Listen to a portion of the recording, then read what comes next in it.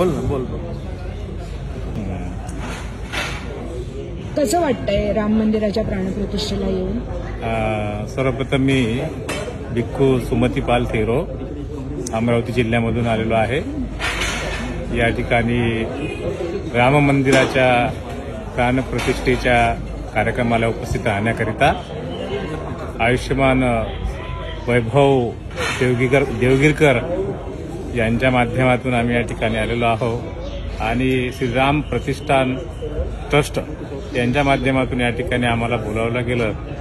त्याबद्दल खूपच चांगलं वाटत आहे की या ठिकाणी बौद्ध भिक्षू सुद्धा श्रीरामाच्या या प्राणप्रतिष्ठेच्या कार्यक्रमात समाविष्ट होत आहेत आणि सर्व समाविष्ट असलेला हा कार्यक्रम म्हणजे भारतीय कार्यक्रम आहे असं मला वाटतं. सामाजिक, राजकीय आणि धार्मिक वातावरणामधून हा जो एकोपा साधण्याचा प्रयत्न होत आहे हा सगळ्या ठिकाणी झाला पाहिजे असं मला वाटतं. आणि हे एक सगळ्या नद्या एका ठिकाणी समुद्रामध्ये मिसळतात, एक गण्य होतात, एका ठिकाणी येतात, असे समुद्र मंथन करण्याचा हा प्रयत्न चालू आहे असं मला तरी वाटतं.